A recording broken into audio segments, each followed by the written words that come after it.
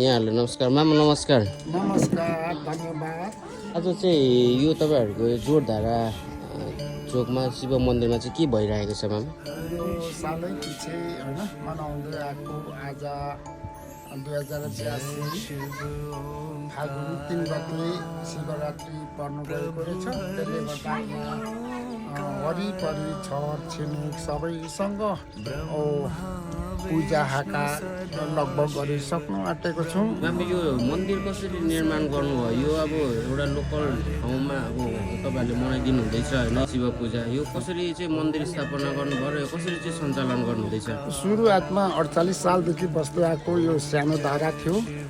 त्यसबाट पानी खायौँ। त्यहाँदेखि अलिकति बढाउँदै लगेर यो नगरबाट पनि खासै जुन सहयोग पाइएन।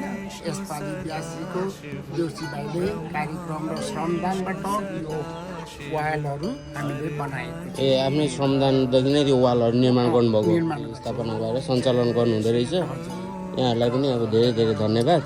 तपाईँ चाहिँ यहाँ यो मन्दिरको म अध्यक्ष यता हाम्रो उपाध्यक्षज्यू राम्रो काम अब यसरी नै अब गर्दै जानुहोस्। म हरेक वर्ष नै आइरहेको हुन्छु। यसरी नै सञ्चालन अब गर्दै जानुहोस्। एकदम राम्रो